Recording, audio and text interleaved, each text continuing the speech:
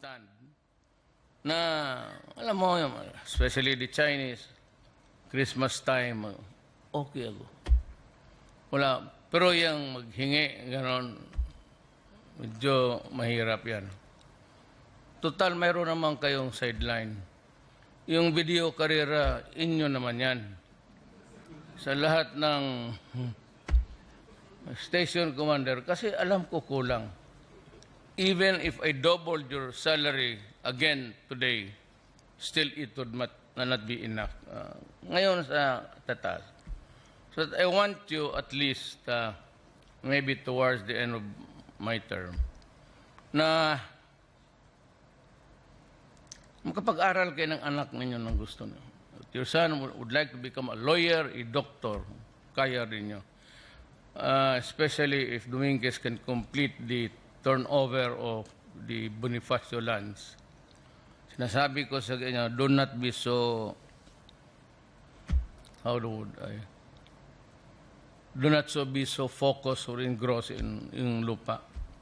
Ibigay ko yan sa armed forces pati sa police.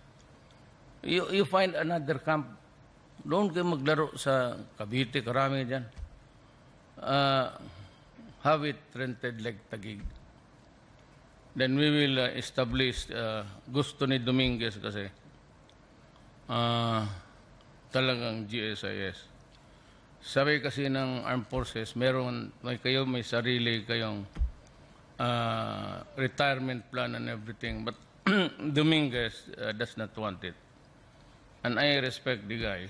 And I tell you, yung father-in-law yan si Andrew Airbase. That's the father.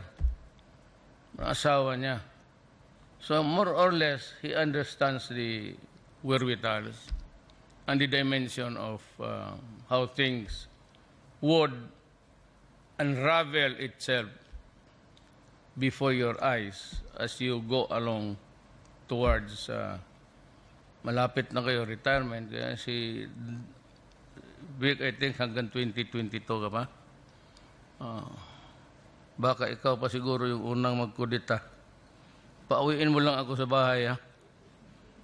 Bahala na kayo dito.